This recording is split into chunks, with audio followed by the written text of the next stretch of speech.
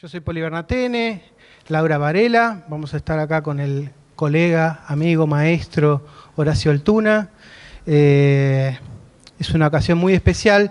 Antes que nada queríamos contarles que esto es el inicio de un nuevo ciclo que la Asociación de Dibujantes va a comenzar a hacer con la gente del archivo de la Biblioteca Nacional, y donde vamos a realizar este tipo de encuentros. Más que nada para que estos grandes referentes nos den un panorama de su vida profesional y que nos cuenten todo, y sobre todo que los presentes puedan tener la oportunidad de preguntarle lo que quieran, ¿no es cierto? Así que no sé si, Lau, ¿querés agregar algo? Los invitamos estamos acá para darle un poco de envión nomás, pero la idea es que la charla sea interactiva y que si alguien tiene ganas de preguntar, porque a nosotros no se nos ocurrió, tienen ganas de saber, que levanten la mano y lo pregunten. Así la charla la hacemos entre todos y le preguntamos todos juntos. ¿Sí? ¿Seguro? ¿No se van a morir de miedo? Levantan la mano, me Sáquenme lo lo peor. Hagan preguntas incordiosas. Claro, o sea... Bueno, arrancamos por el inicio. a ver, ¿cuál es? Contá lo de las pechugas dobles. El abogado de pechugas dobles, no. Mis comienzos. No, aparte, bueno, estás recién llegado, llegaste hace un par de días. Sí. ¿Qué se siente ser niñero? Vine con una niña de 12 años, que es la hija de Hernán Casiari, y en inmigración me miraban raro. Me dijeron, bueno, la documentación de la niña, y bueno, ella la llevaba. Dice, no, por la trata, ¿vio? Sí, comprendo, entiendo. Bueno, ¿por dónde arrancamos, Horacio? Cuando vos te dicen, y no tan atrás, porque todo el mundo sabe que los dibujantes arrancamos dibujando de chiquitos. Tu amor es eterno, me parece, por esto, sí. Así que nos dirás vos. Bueno, a ver, yo empecé a dibujar profesionalmente en el 65, es decir, hace 51 años, y en ese lapso uno puede vivir varias vidas, ¿no? De algunas buenas y otras más o menos regular. De cualquier manera, para mí elegí bien la profesión porque es la que me hizo feliz, y estoy agradecido a ella. Hubiera sido, si no, o abogado o granjero, porque eso fue mis antecedentes estudiantiles o laborales. Y como abogado, como estudiante era un desastre, y como granjero fundí la granja. Pero tuve la suerte de que mi socio en la granja que fundimos era Gianni Dal Fiume, que es un querido colega dibujante de Columba, y que siempre me veía dibujar, y él me alentó a que empiece a dibujar. Y efectivamente empecé en aquella época, año 65, y siempre digo que en aquellos años todo el mundo tenía trabajo. El arquitecto, el taxista, el médico, el imprentero y el dibujante. Y es más, los dibujantes en aquel entonces teníamos una doble suerte. Primero, haber tenido una escuela formidable con todos los dibujantes que nos antecedieron. Desde Prat, Breccia, Arturo del Castillo y Oestergel al frente de todo lo que nos contaban. Entonces, para nosotros los que empezamos en esa época, tuvimos la fortuna de tener esos maestros, y además que también había como una especie de escalafón en las revistas de aquellos años. Uno empezaba por las revistas más malas, que menos pagaban, y iba ascendiendo, y había casi una especie de escala, ¿no? Entonces yo empecé en Además Abajo, en una editorial que funcionaba abajo de la cancha de Huracán. Ya era sórdido ir. Yo me acuerdo cuando después de decirle a mi padre que dejaba abogacía y que había fundido la granja, le digo, estoy trabajando en una editorial. Ah, sí.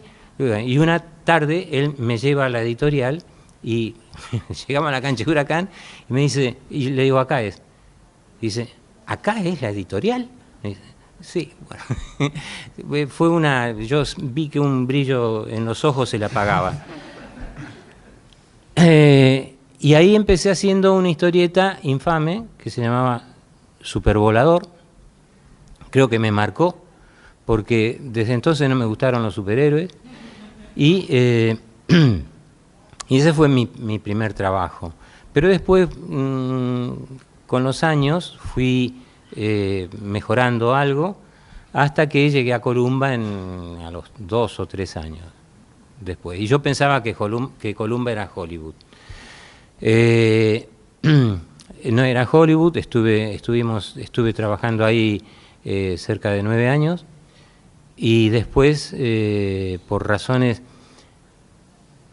que formaron también parte de la impronta profesional de mi vida, yo pensaba y tengo la convicción de que el trabajo que hacemos los autores nos pertenece, y ahí, por más que era una editorial que nos acogía y que nos permitió desarrollarnos, ahí cedíamos los derechos de autor y cedíamos los originales. Y yo cada vez que me gustaba un dibujo que había hecho y lo entregaba, yo lo tenía, sabía que no lo iba a ver más ese dibujo, solamente editado. Y efectivamente, no lo vi más, y solamente editado, mal editado, porque Columba no editaba demasiado bien. Y desde entonces empecé con ese berretín con el tema de los derechos de autor y las reivindicaciones de tener los originales y manejar ese tipo de trabajo desde un punto de vista absolutamente autoral. Al mismo tiempo, en esa época, empecé a trabajar en ADA, en la asociación, junto con Cacho Mandrafina, con Graciela Goldsmith, Jaco Escanone, Macaño, Marchione, unos cuantos colegas que hacíamos un trabajo voluntarista, sin prácticamente resultados, pero formaba parte también de canalizar las inquietudes que teníamos, y en aquella época el contexto era de reivindicaciones.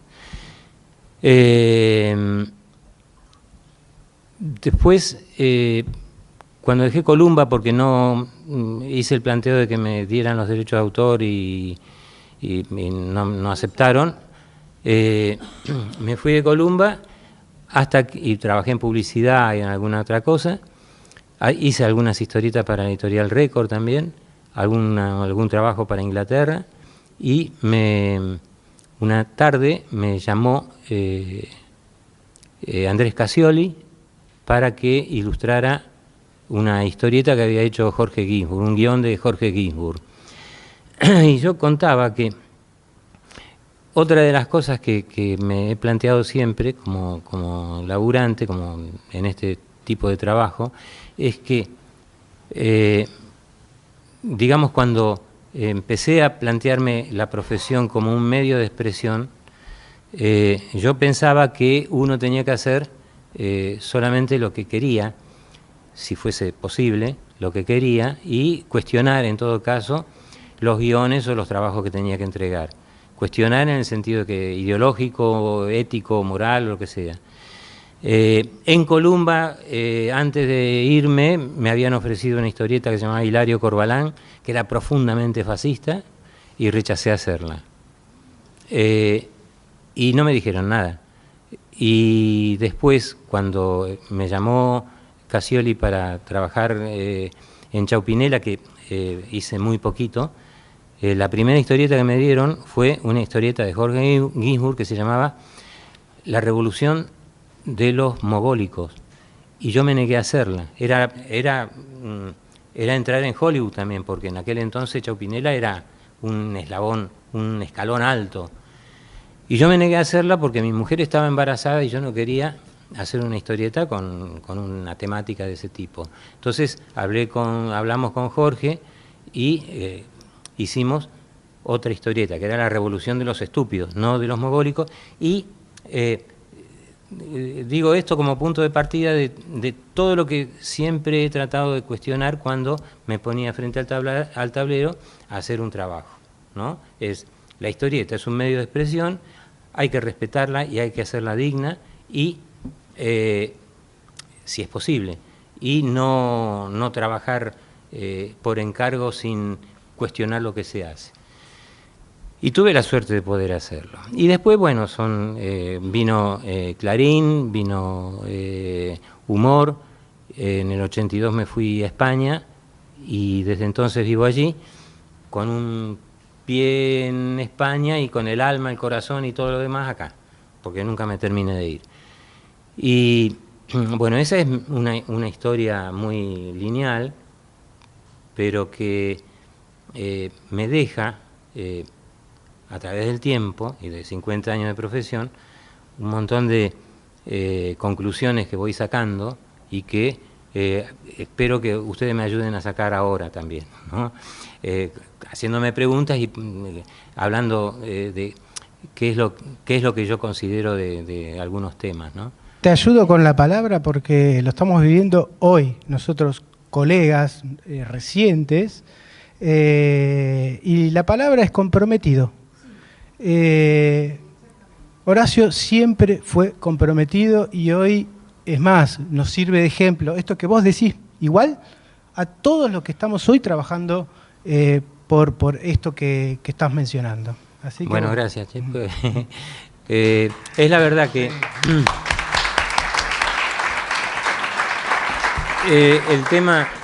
el tema de dignificar, es decir, repito, la profesión es maravillosa. Es la que me hizo feliz. Entonces, me parece que la mejor manera de agradecérselo es dignificándola, haciendo precisamente un esfuerzo de compromiso con el trabajo, haciendo lo que uno quiere, lo que uno y de la mejor manera, siempre que sea posible, porque no siempre las condiciones laborales o familiares o económicas te permiten eso. Pero siempre es importante hacer el esfuerzo. Y por el otro lado, es verdad que dentro del mundo de nuestro, los dibujantes somos tipos solitarios, poco gregarios, ¿no? Siempre estamos con nuestros... tenemos que laburar mucho, es un trabajo que además nos gusta hacer, y al ser vocacional es obsesivo, entonces nos obliga a estar mucho tiempo en el trabajo y a no conectar muchas veces con las realidades que nos benefician o que nos perjudican. Nos damos cuenta a lo mejor con el tiempo cómo nos han ido en eso, pero una de las cosas que hay que pensar es que la mejor manera de mejorar en nuestro trabajo y en la profesión es ser más solidarios, más comprometidos y trabajar en grupo. Es decir, cuando uno va a hablar con un editor, va frente a frente y es el editor y el autor que va a ofrecer el trabajo. Las condiciones uno las puede pelear, depende cómo y quién, pero el editor siempre tiene un mejor horizonte, digamos, para la pelea. Y el problema es que si los dibujantes estamos dispersos, no estamos unidos y no trabajamos por un horizonte común de mejora y de reivindicación y todo eso, no nos va a ir bien. Por eso la necesidad de las asociaciones. Las asociaciones de dibujantes no son ateneos culturales, son asociaciones para reivindicar derechos, para asesorar a la gente, a los colegas, a los que se inician y para hacer pedagogía. Y a mí me parece que ese es el camino. Las asociaciones tienen que ser el punto de partida de la mejora del trabajo de cada uno de todos nosotros. Aquí, la Asociación de Dibujantes, en la que hemos militado hace muchos años, ya digo en forma voluntarista, con pocos resultados, está ahora en formación nuevamente, adquiriendo fuerza y empuje, y es necesario que se apoye. Y en esto hago hincapié porque yo vengo de una asociación muy poderosa en España, que es la Asociación Profesional de Ilustradores de Cataluña, la PIC, que en su mayoría son ilustradores. Y vengo a Argentina y veo que también los que están poniendo todo el esfuerzo son ilustradores, no historietistas. Yo no lo entiendo. Yo no entiendo qué nos creemos los historietistas, ¿no? ¿En qué mundo vivimos? ¿Por qué no estamos juntos? ¿Por qué, si los problemas son afines, comunes, y tenemos la misma problemática para salir, para llegar a fin de mes, o para comprar las cosas, o para ubicar nuestro trabajo? ¿Por qué el dibujante de historieta te palmea, te dice qué bueno lo tuyo, pero no aporta? Entonces, en España pasa eso. Estuve 6 años en la presidencia de una asociación que no pude, es mi frustración, el karma mío es no pude hacer que los historietistas entren en APIC. Y había, sí, hay colegas, por supuesto, en APIC, pero el 70% son ilustradores. Entonces eso no lo entiendo. No, entonces, a ver, los dibujantes de historietas, pónganse las pilas, ¿no? Y a ver, ¿no? Sí. Numéricamente, los ilustradores de España, sí, ¿son más que los historietistas o el universo expansivo? No, son más ilustradores. A lo mejor también tiene que ver con eso. No, pero puede ser, puede tener algo que ver estadísticamente, pero los dibujantes que uno conoce, es decir, los que yo conozco que tendrían que estar en las asociaciones en Europa, en España, no están. Es más, Francia, que es la cuna, el mercado más fuerte de la historieta en Europa, tiene una asociación de mierda, porque no, son 280. En Cataluña somos 600. Es ridículo, es ridículo. En Italia no existe. Bueno, entonces, en España son 600 en Cataluña, en toda España son 1200. Y estamos federados y trabajamos. Entonces, por eso digo que por un lado es un rezongo, ¿no? Es decir, ¿por qué los dibujantes de historieta? Y por el otro lado, es un pedido a ver, avivémonos, somos los que más nos quejamos, además, ¿no? En general. Cacho. Es verdad. ¿Cómo habrán trabajado? Es una charla que hemos tenido tantas veces con Cacho. Ahora sí. Bueno, pero con el humor pasa más o menos lo mismo, ¿eh? No hay humoristas en Europa que estén en las asociaciones, y aquí hay pocos, ¿no? Entonces, el asunto es que los tipos que son importantes, que los tipos que no importantes en cuanto a su trabajo, sino en cuanto a su nombre, porque tienen más repercusión, o porque tienen más popularidad, o porque han tenido más suerte, no están en las asociaciones. Es que bueno, hay que...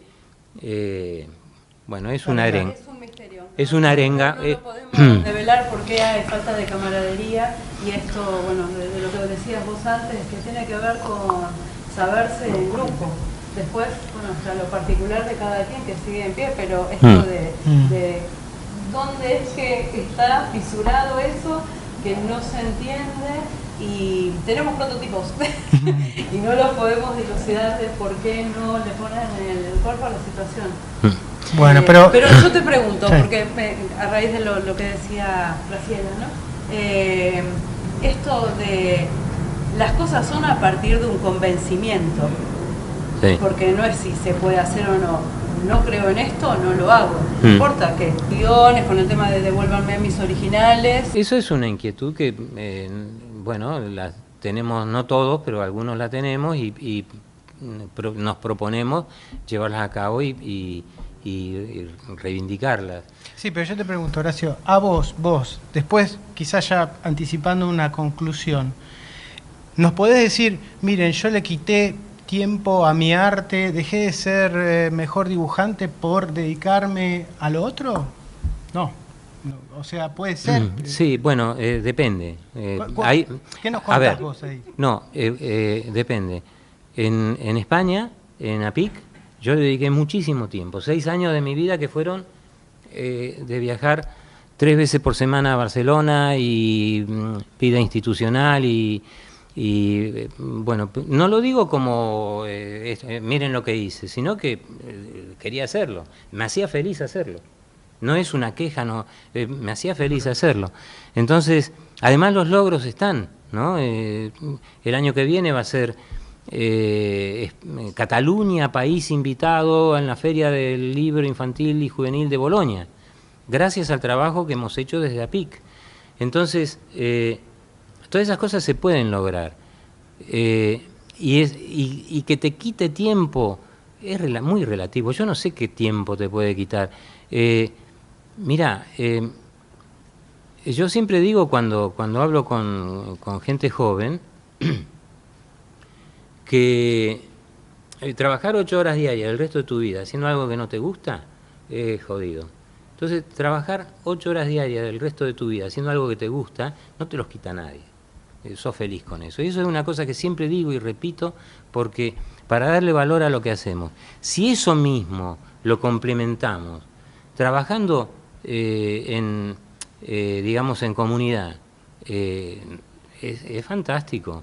Ahora, el viernes que viene, vamos a hacer la noche de los dibujantes. Vamos a hacer como 60. Y va a ir, el aforo va a quedar pequeño. Va a ser arriba de 1000 personas que podrían ir y no va a alcanzar. No va a alcanzar el aforo. Entonces, ¿por qué no lo hacemos más seguido? ¿Por qué no nos juntamos más seguido? No en esas condiciones o con ese tipo de cosas, pero nos podríamos juntar para hacer cosas. De la misma manera como habría que poner el acento también en que las asociaciones están para asesorar, para hacer pedagogía y dignificar el trabajo. ¿De qué manera? Alguien que se inicia en el trabajo, alguien que se inicia en la profesión, está necesitando digamos, no solo el apoyo, sino la guía, ¿no es cierto? ¿Cuántos dibujantes he conocido en mi vida que no saben leer un contrato? No saben, es decir, es una jerga, una porquería, pero hay que leerlo. Y hay que saber qué es lo que se firma.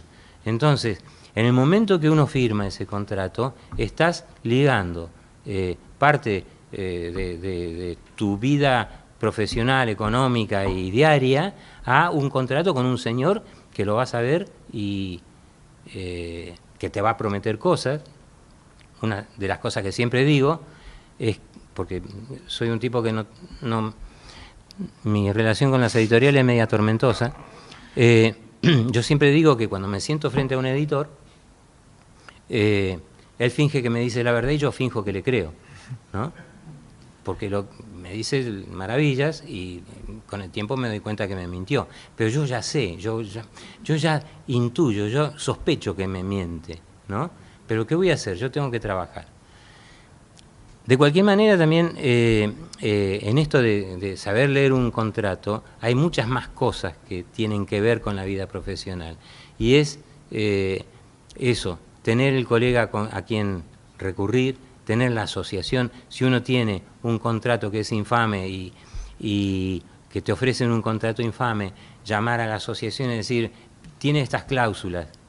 Bueno, se pueden modificar. En la Asociación de Ilustradores de Cataluña hemos modificado contratos que daban editoriales y los hemos mejorado muchísimo. ¿no es cierto? Eso se puede hacer, porque si lo va un dibujante a pelearlo, es probable que pierda. Pero si va una asociación que tiene 100, 200 o 500 asociados y te dicen, el estimado gerente editorial de... tenemos colegas que a ustedes les ofrecen este tipo de contrato, pero consideramos que podría ser mejorable en determinado tipo de cosas y nos comprometemos o nos ofrecemos a mejorar las condiciones que sean beneficiosas para la editorial y para el autor. Y eso se puede hacer. Y nosotros lo hacemos así y da resultado. Entonces, ese tipo de cosas es necesaria. Por eso es una de las tantas cosas que son necesarias dentro del mundo del mundo nuestro. En España también. En España las editoriales de historieta prácticamente no publican, no producen.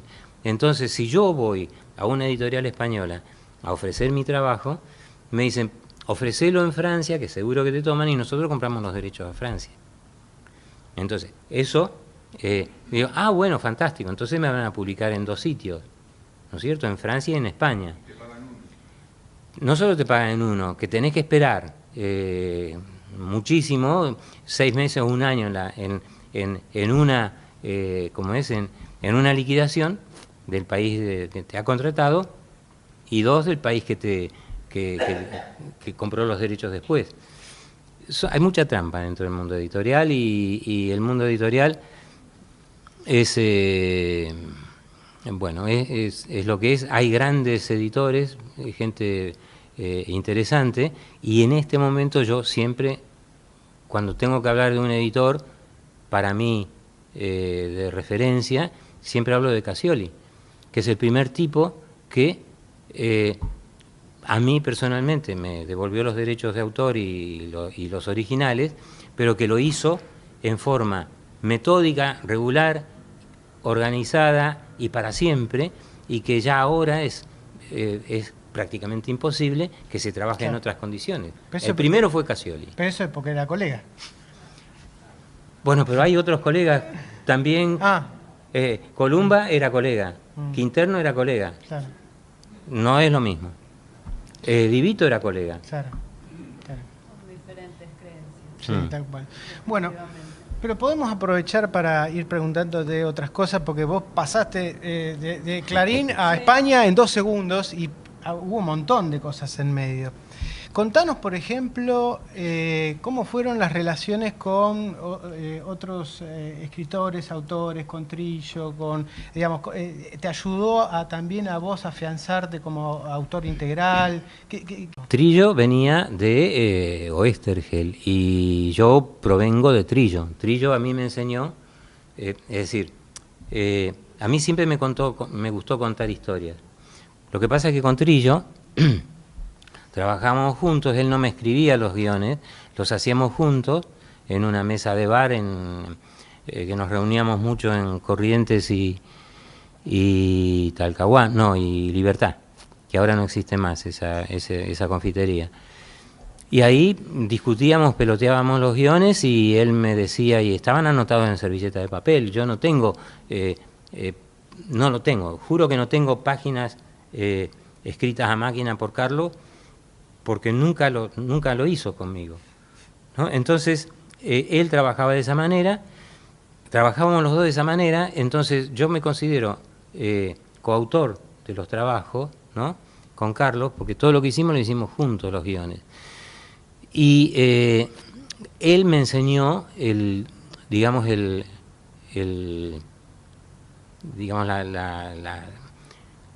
la sintaxis del ¿cómo se dice?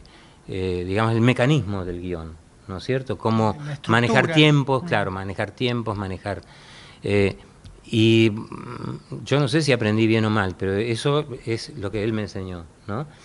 Y yo después lo he utilizado, el mismo método, con Jorge González, que es un dibujante argentino que vive en Madrid, que es el tipo es el dibujante que para mí tiene más proyección como autor,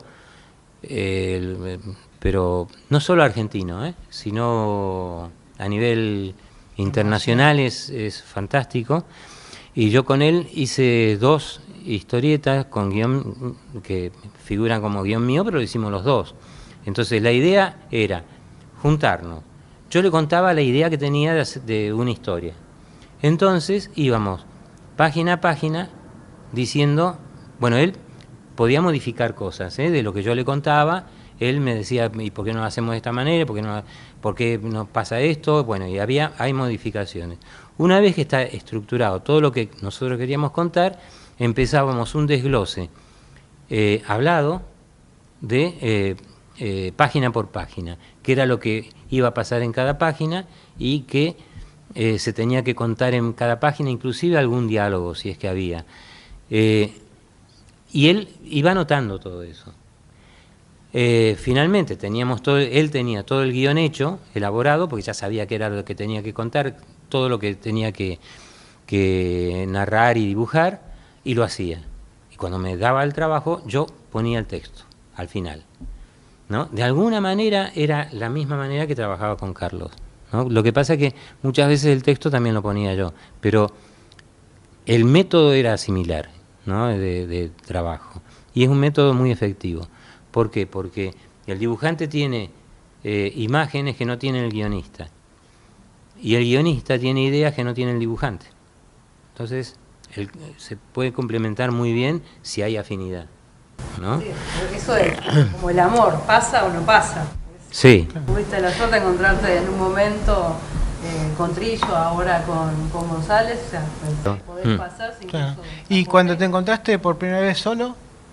No, bueno, como siempre me había gustado contar cosas, ya vivía en España, entonces yo dije, bueno, me largo solo. Entonces hice Ficcionario, Time Out, bueno, otras historietas, y tenía todo el background ese maravilloso de haber estado en el país de Oesterheld, de Breccia, de Prat, ¿no? De Trillo, y de todos mis colegas fantásticos contemporáneos. En España yo iba sobrado, podía hacer lo que quisiera. Y además, realmente, bueno, los autores argentinos que andan por el mundo tienen todos tenemos la misma fortuna, ¿no? De haber tenido todas las posibilidades que nos ha dado Argentina en ese sentido.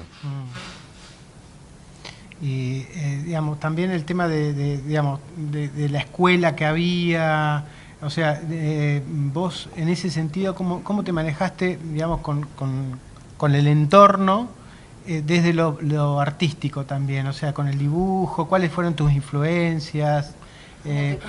¿Cómo te armaste con eso?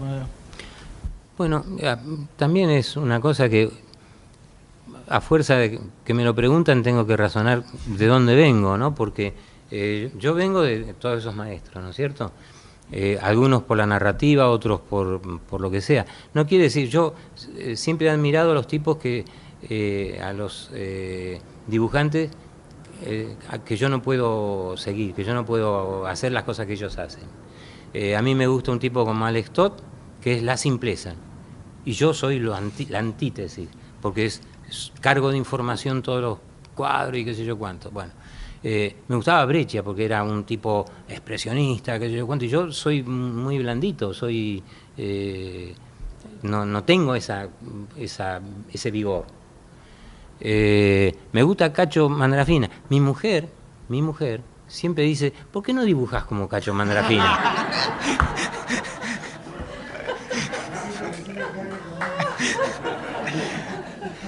Claro, porque es fantástico.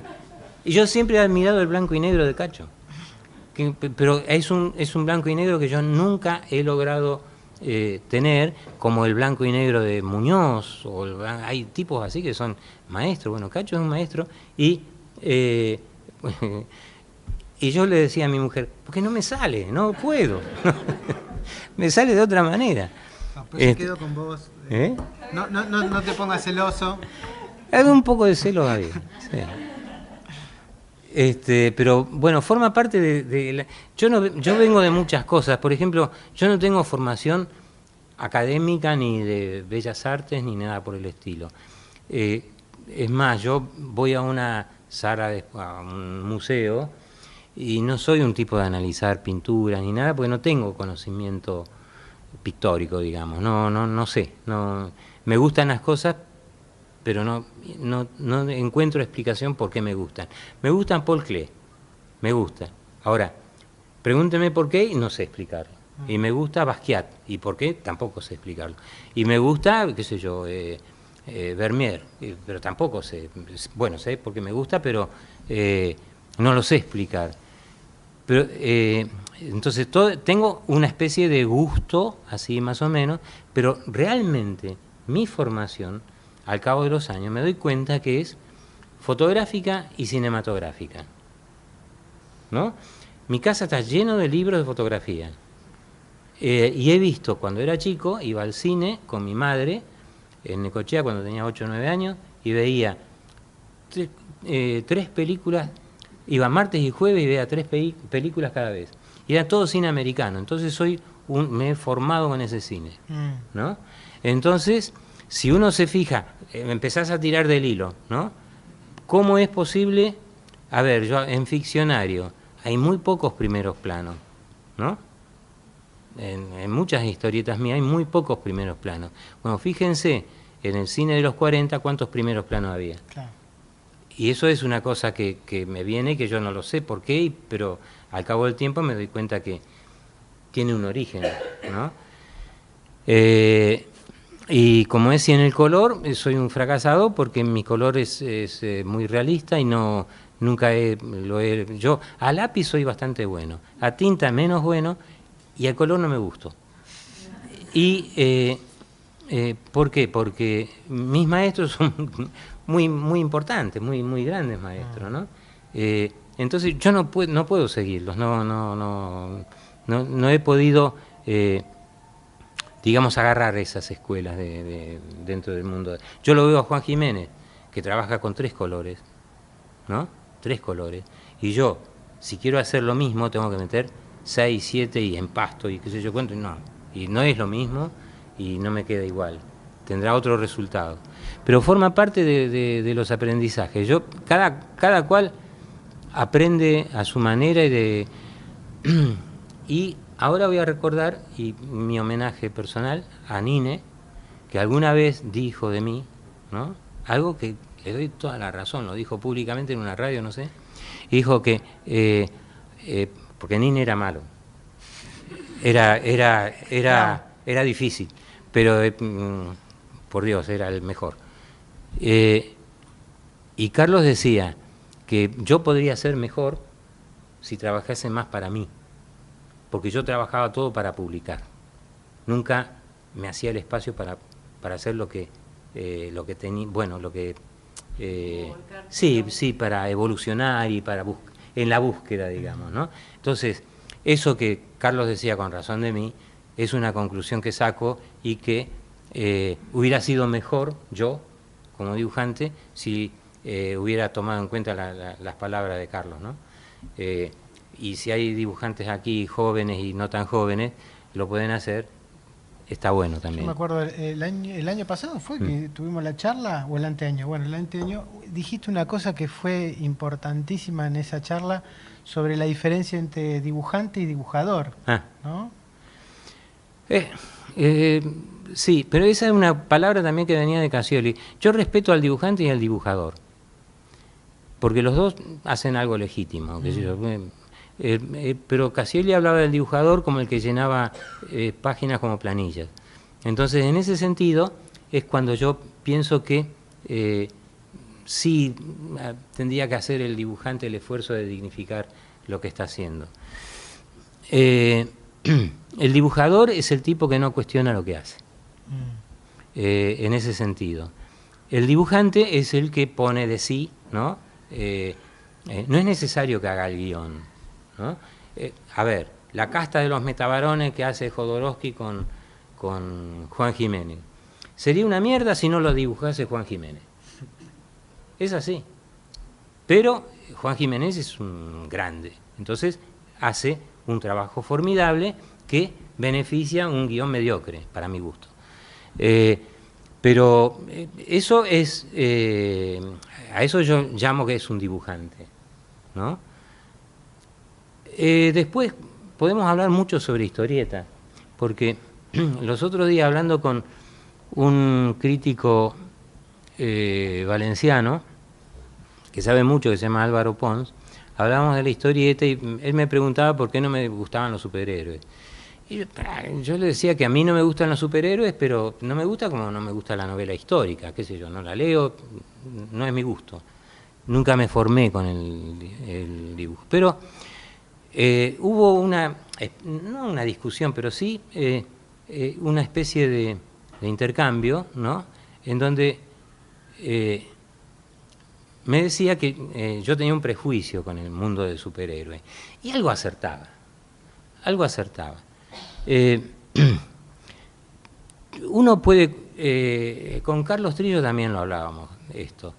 El cine y el cómic y la historieta nacieron juntas y se desarrollaron en forma tan despareja, tan dispar, que uno se tiene que poner a pensar las razones. Si uno se pone a pensar que el cine abordó en los 100 años, 100 y pico de años de vida, todo lo que tiene que abordar, y todos los géneros, todas las temáticas, y hay un cine filosófico, y hay un cine político, y hay un cine artístico, ¿no? Porque hay un cine surrealista, hay un cine expresionista, hay un cine soviético, hay un cine neorrealista italiano, hay un cine... Todos los movimientos culturales, filosóficos, históricos, han pasado por el cine, ¿no?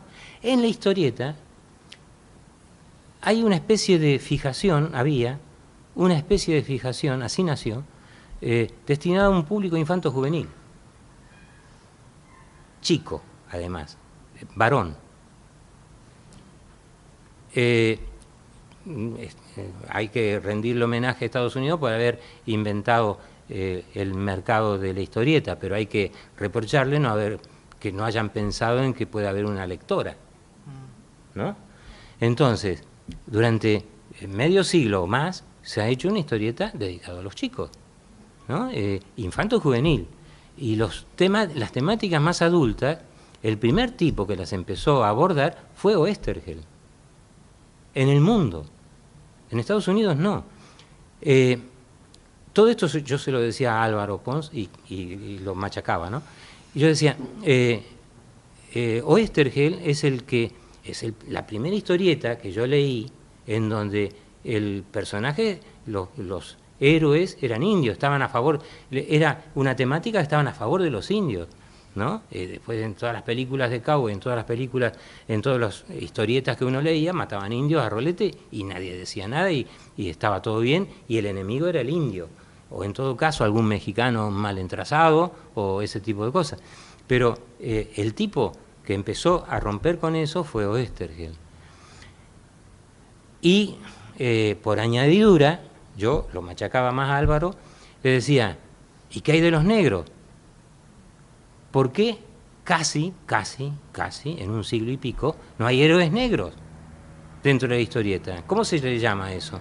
En esta época de corrección política eso es racismo, ¿no es cierto? ¿Por qué? Porque es la verdad, yo toda mi formación con los grandes maestros americanos, Alex Raymond, Harold Foster, bueno, todos esos maestros, Milton Caniff, busquen negros en esas historietas, busquen negros. En las historietas de box que había en Estados Unidos, las que hacía Ben Ball, John Cullen, no había negros. En el box no había negros. ¿En qué? Bueno, entonces todo ese tipo de cosas que uno ahora empieza a sacar conclusiones, ¿no? Un siglo de historieta que olvidó a la mujer prácticamente, hizo temática únicamente infanto-juvenil con todo lo que hay para contar. Además, a través de la historieta, primero el enemigo era el indio, después el nazi, después el comunista, después el coreano, después el árabe y así sucesivamente a remolque de los enemigos de Estados Unidos. Bueno, pensémoslo un poco. Todo ese mundo de la historieta tiene muchas fallas. Entonces, Hombre, pensémoslo un poco. Recién en la última década, en los últimos 20 años, con la novela gráfica se están abordando temáticas más adultas. Y es muy interesante todo lo que está pasando. Es más, ahora empieza a haber muchas mujeres autoras, cosa que hace falta, porque de testosterona ya estamos sobrados. Hace falta la visión femenina. La última historieta, que yo no soy un lector de historietas, pero la última historieta que me gustó y mucho, no sé si estará acá, yo creo que no, es una historieta de una chica canadiense de origen japonés que se llama Gillian Tamaki y que se llama El Otro Verano, El Otro Verano o Otro Verano. La editó La Cúpula en español, pero es un muy fantástico trabajo. Bueno, esas son las cosas que fallan en la historieta y que, bueno, yo lo veo así. Ahora con todas estas cosas que van pasando, empieza a abordarse otras temáticas con la novela gráfica, que aquí yo veo muy poco. Aquí yo veo muy poco. Aquí hay mucho manga, mucho superhéroe. Y repito, no estoy en contra de nada de eso, pero el mundo editorial tendría que pensarlo, no el mundo editorial de aquí. Sí, en el mundo. Lo que viene aquí muchas veces es el saldo de lo que no se vende en España. Entonces, bueno, forma parte también de los... No quiero empezar a hablar más de las editoriales. A ver, sigo. Sí, yo lo sé. Por eso le doy la razón y me da bronca no haberlo hecho. Pero tenía razón. Todo tipo que se dedica a sí mismo, ¿no? Pero no sino para evolucionar, en búsqueda, lo enriquece. Eso es verdad, sí. Sí. Yo ahora haría novela gráfica. Lo que pasa es que también hay una cosa que lo quería aclarar, porque yo soy muy reivindicativo y todo eso, pero yo he tenido la suerte de tener el respaldo de trabajar para la prensa. Entonces la prensa, para mí, me dio un respaldo económico y me dio una tranquilidad económica y una continuidad. Entonces, a mí me permitía hacer otras cosas, ¿no?, que de otra manera no las hubiera hecho. Porque hoy día, tal como está el patio, si uno va con un material a un editor, te dice,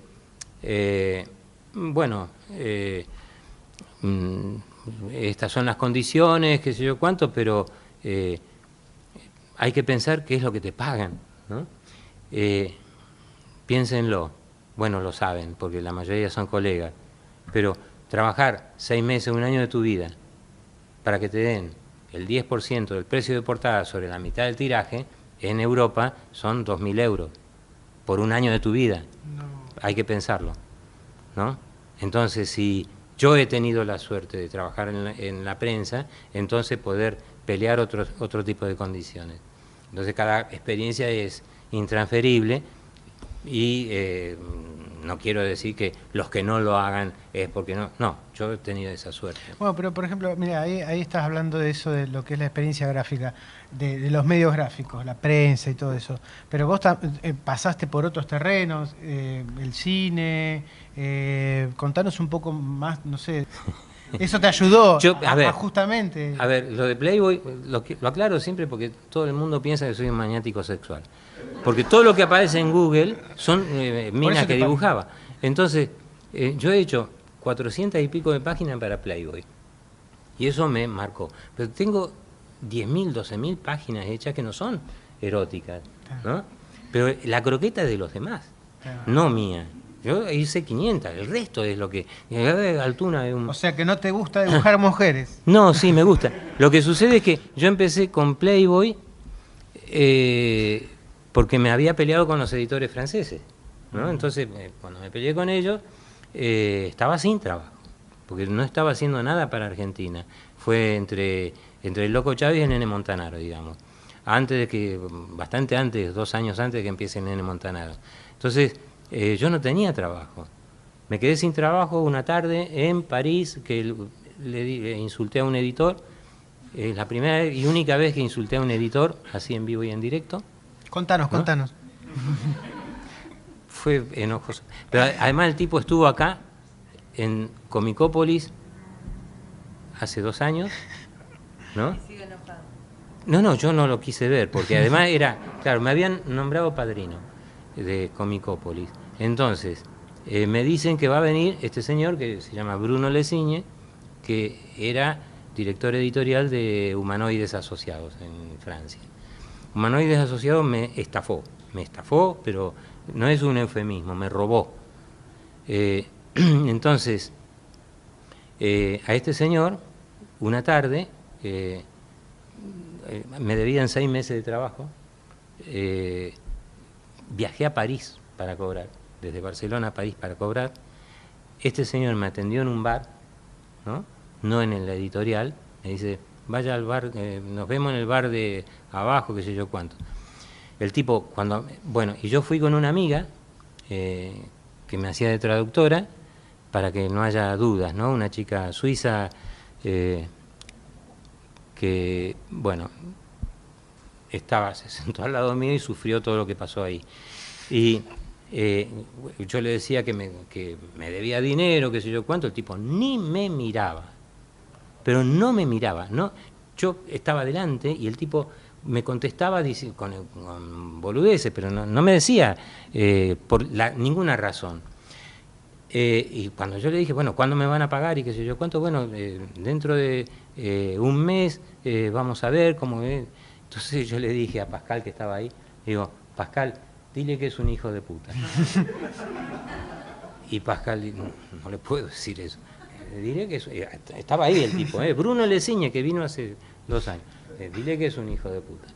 Y el tipo además me miraba y lo sabía. Y entonces Pascal le dice, lo está insultando. Bueno, este señor era el director editorial de Humanoides. Cuando me peleé con él, me quemé con todo el mundo editorial francés y empecé a trabajar para Playboy, porque si no, miren, ese día que quedé sin trabajo, llovía en París, yo andaba con mi carpetita, pensaba que me iban a dar trabajo en otra editorial, fui a Glenade y no me dieron trabajo, fui a Dargaud y no me dieron trabajo, y vivía ahí en ese momento un grandísimo ilustrador infantil que es Gusti, ¿no? Que algunos lo deben conocer, que es un genio, vivía en París, en la Rue Mouffetard, me aparezco con él, yo con una depresión horrorosa, y él, estaba con su pareja de aquel entonces y me ayudó, pero sentirse a los 49 años, un día de lluvia en París, sin laburo, y tener que hablar a mi mujer, decir que estamos en la calle, es jodido. Bueno, ahí empecé a trabajar con Playboy, fui mi agente durante 12 años y me fue bien. Y dejé de hacerlo también por cansancio, porque me aburría hacerlo. Pero fue ese es mi parte erótica, ¿no? Mi parte maniática sexual duró eso, 9 años más o menos. Para vos, para el resto, para la eternidad. Lo sigo vendiendo. Acaba de publicarse ahora una nueva edición en Francia de ese material. Perdón, ¿es de historieta o tiene algo que ver con el libro que trajiste el año pasado? No, es de historieta. Son las que publicaba en Playboy, que acá publicó Sex Humor. Y bueno, estuve en la educación sentimental de mucha gente. ¿Pero tenés un libro? No, tengo 3. 3 editados. En Estados Unidos se editó... no, uno, sí. En Estados Unidos se publicó, lo vendí a Playboy y a Penthouse. Es lo mismo que vender a Pepsi y a Coca-Cola.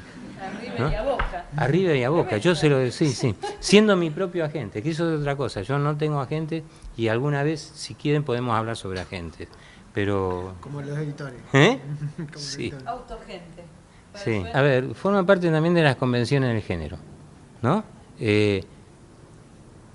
Uno pretende hacer un personaje agradable. Entonces yo tengo cierta habilidad para hacer figura humana, y bueno, las chicas las puedo hacer lindas. También puedo hacer chicas horribles. Mi gran frustración, lo juro, y lo digo siempre, es no poder hacer una mujer atractiva de adentro para afuera. Es decir, todos los hombres nos gustan las mujeres que están muy bien, que son guapas y qué sé yo cuánto. Pero, ¿cómo? Desde ya. Pero no solo en la historieta, en la civilización. Es la historia de la civilización. Claro. En el mundo de la historieta, o en el mundo sí, de la historieta, mi frustración al dibujar mujeres es, todos los hombres nos gustan las mujeres lindas, ¿no? No vamos a mentir. Pero las mujeres que más nos gustan, las que más nos atraen, no son las más lindas, para mí. Son las que la belleza viene de adentro para afuera, que tienen imperfecciones, que no son tan lindas, pero que tienen algo que no lo sé explicar, pero que viene de adentro para afuera. ¿Cómo se hace eso en una historieta? No lo sé, a mí no me sale.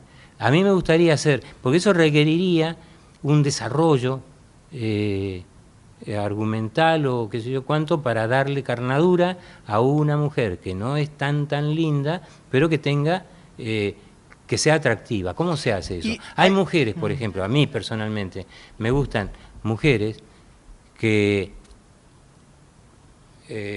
bueno, están muy bien, ¿no? Uno podría decir que están muy bien, pero que no son bellezas, ¿no? ¿Qué sé yo? Mercedes Morán, por ejemplo, es una señora muy guapa. No es una belleza, pero es una señora. ¿No? O Mercedes Morán se llama, ¿no? Sí. Bueno, pero las historietas que yo hice, si alguien sigue El Loco Chávez, Pampita era más inteligente, era el cable a tierra, era la más prudente, la más... sí, era fantástica. Siguiendo con lo que decía Mónica, en la actualidad hay una especie de corrección política que si uno hace, te lo digo porque recibo cartas, ¿no? Si uno hace unas chicas lindas, soy machista. Si las hago feas, también soy machista, porque están en contraposición con alguien, con un personaje. Entonces, ¿por qué la hace fea? Las mías son inteligentes. Siempre. Siempre. ¿Eh? ¿Cómo? A nadie le importa, dice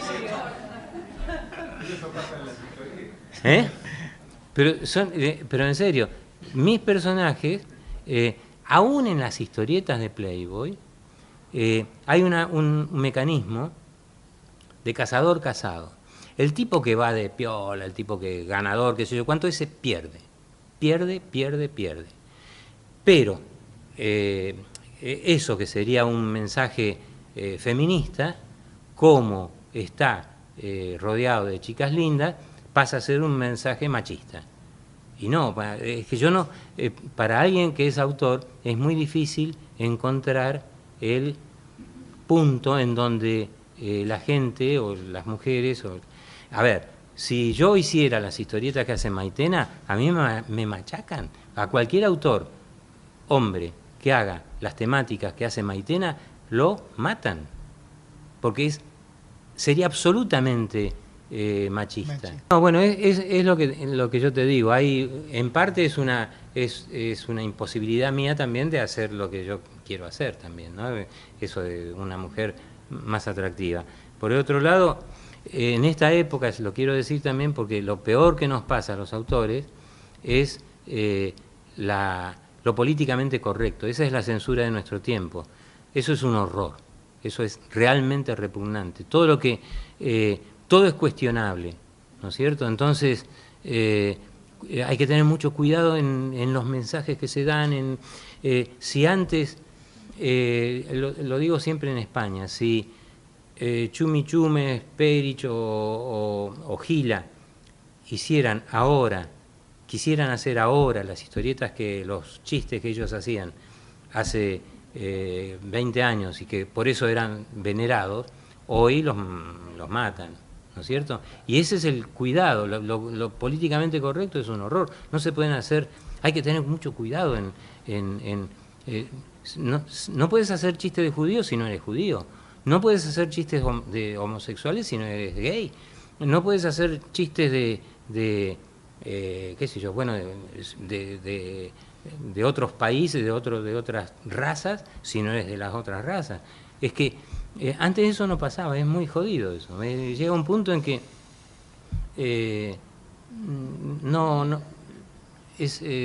la censura esa es horrible. En prensa uno sabe los límites, uno siempre sabe los límites. No, a ver, si trabajás en Clarín, vos sabés lo que podés hacer y qué es lo que no podés hacer, ¿no es cierto? Clarín no vas a hacer una historieta acá, porque no durás. Y en Página 12 no vas a hacer una historieta macrista, porque no durás. Pero además porque es razonable, porque en la actualidad las líneas editoriales son las que marcan las políticas. Las líneas editoriales en todos los diarios la marcan en realidad las empresas que son los dueños de los diarios, ¿no es cierto? Entonces te dan cierta libertad y cierto manejo para hacer determinado tipo de temáticas, pero en general es... pero claro, no es, sí, llamarlo autocensura, pero es saber los límites, es saber las reglas, ¿no es cierto? Uno no puede colgar en internet algo que no puedas colgar porque en Google o en lo que sea, porque te lo van a bochar, y bueno, ¿para qué lo vas a intentar colgar si después te lo bloquean? O ese tipo de cosas, bueno, llamarlo censura, ¿no? Ahora con lo que pasó con lo de Charlie Hebdo en Francia, hubo una especie de clamor mundial, ¿no? Con toda razón, por la muerte de los colegas. Entonces, todos eran Charlie, ¿no? Y resulta que se reivindicaba, bueno, se atacaba más a los musulmanes que se defendía el derecho de expresión, de libertad de expresión. Es decir, se decía que se defendía el derecho de libertad de expresión, pero en España se prohibían muchas cosas. Era una hipocresía total. Entonces, yo como Cassioli pienso que dentro del humor se tiene que permitir lo que sea. Y yo, lector, soy dueño de elegir, leerlo o repudiar lo que no me cause gracia y si hay chistes sobre desaparecidos, a mí me van a repugnar y voy a repudiar al tipo que los hace, pero no se los voy a prohibir hacer, porque ahí se empiezan a correr límites en donde se empieza a buscar el tipo que censure, ¿no? El tipo que diga esto se puede hacer y esto no. Es decir, se corren muchos peligros de esa manera. Claro, pero eso es lo que yo decía, que requiere una extensión, ¿no? Es decir, darle carnadura a los personajes y qué sé yo cuánto. ¿Y con hombres? ¿Eh? ¿Y con varones? ¿Qué hay? Si esto lo damos vuelta y lo aplicamos respecto a que el tipo sea atractivo. Claro, mira, yo hice un personaje que el Beto Benedetti de ficcionario, que no era un tipo lindo, ¿no? Y sin embargo tenía algún atractivo como personaje, digamos, ¿no es cierto? López es un... bueno, si ahora van a empezar a decir no ¿Puedo contar una anécdota? No, vamos. ¿Puedo contar una anécdota del señor López? Sí. Que Graciela es testigo, porque no me va a dejar mentir. Estábamos en el centro cultural, ¿cómo era ese que está frente al San Martín? ¿Te acordás que estábamos en el entrepiso? Estábamos charlando y me dice Graciela... arte en ese momento. No. Sí, ahí. Bueno, estábamos ahí charlando, esperando, no sé qué estábamos haciendo ahí. Y me dice, uy, Lorenzo Quintero, me dice.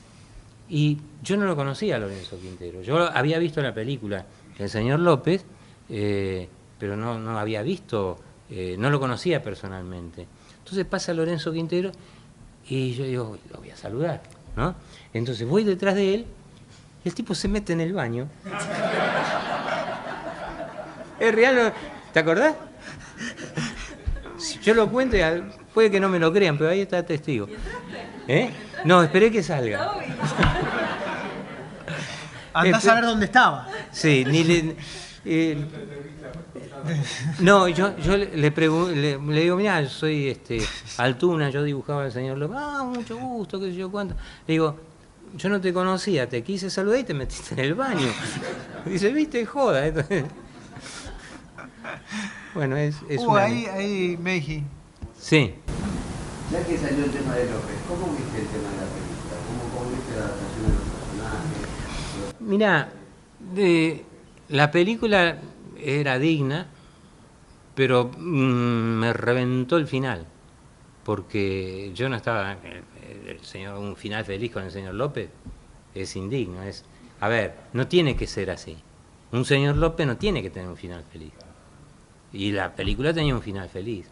Y era, qué sé yo decía, cuando salí de la película, yo había llegado unas horas antes a Argentina y fui con mi mujer a ver la película, y la película, bueno, era resultona para su época, qué sé yo, pero cuando salí indignado, ¿no? Y, ¿cómo va a salir? ¿Cómo va a tener un final feliz? ¿No? Y es la verdad. No, yo no tuve nada que ver con el guión ni con nada, no vi nada, no, pero no, para nada, nada.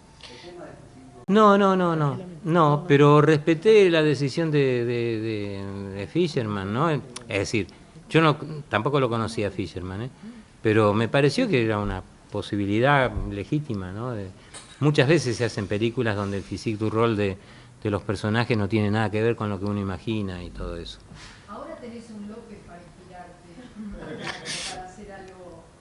Sí, sí. Hay un tipo en Europa que es el señor López, que es el presidente de Francia, Hollande. Lo único que es un ganador con las minas, pero físicamente es el señor López. ¿Eh? Sí. A ver. La última preguntita, ¿sí? Sí, Cacho Mandrafina también es de Racing. Yo... nada, es de familia. Mi padre era hincha de Racing y bueno, me hizo hincha de Racing y yo desde chiquito fui hincha de Racing y moriré como siendo hincha de Racing, y hay ya 5 generaciones de hinchas de Racing en mi familia. Mi abuelo, mi padre, yo, mis hijos y mis nietos, ¿no? Entonces, creo que es una manera de manifestar la lealtad a unos colores, ¿no? Que es lo más irracional. Por algo Racing es una pasión inexplicable, ¿no? Es lo más irracional que puede haber, pero Racing es Racing, no hay más explicación. A ver, yo tampoco soy un entendido en el tema, pero lo bueno que tiene lo digital es las posibilidades de difusión, ¿no es cierto? Es decir, antes un chico que dibujaba tenía que hacerlo en papel y venderlo o ponerlo sobre papel, ¿no? En la actualidad, a través de las redes, puede colgarlo y lo pueden ver en todo el universo. Eso es fantástico. La cosa que yo veo que es jorobada es el pirateo, que contra eso no hay nada. Es decir, toda nuestra vida, los que defendemos los derechos humanos, los derechos de autor, hemos luchado para que para defenderlos, ¿no? Para tenerlos y que no nos quiten los derechos de autor, y digitalmente cualquier chico que no tiene puta idea de lo que es ese tipo de derechos te roba y te lo reproduce a niveles planetarios. Entonces, una de cal y otra de arena.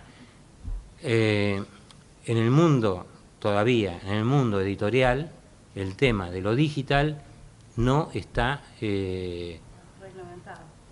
ni lo va a estar. ¿Por qué?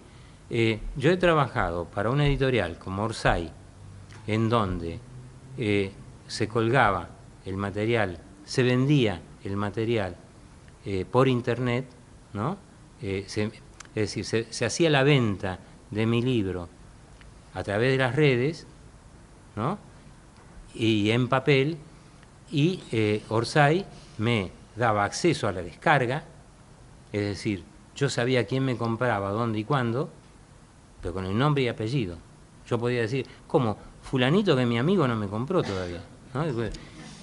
Pero me daba ese acceso. Y las editoriales tendrían que permitir eso y no lo permiten. Habría que preguntarse, bueno, la pregunta es obvia, la respuesta es obvia, pero ¿por qué? Si no hay razón técnica que impida que una editorial te diga cuál es la venta en soporte digital. ¿Por qué no lo hacen?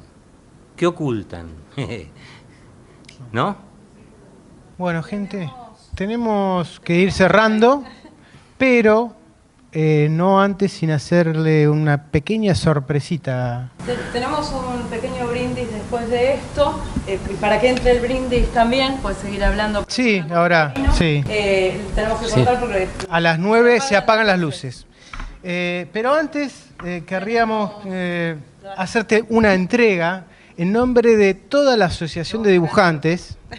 ¿Sí? Esto es un pequeño homenaje, agradecimiento, como quieran verlo, por todo el amor, por todo el compromiso, por toda la entrega que tiene Horacio con el profesional, con Ada, desde hace mucho tiempo que nos venimos juntando, y cada vez que nos juntamos, él es un movilizador, un arengador de chicos, sigan peleándola, sigamos luchando, este oficio es hermoso.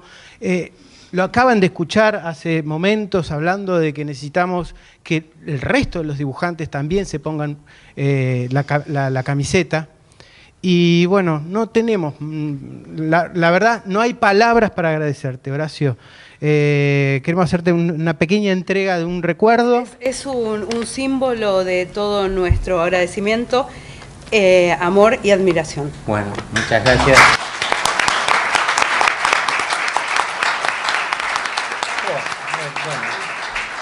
¿Tiene repuesto de esto, no? Sí, pero Sí, qué bueno. ahí fíjate que tiene un detallecito que lo vas a llevar con cariño. Espera, a ver cómo se abre.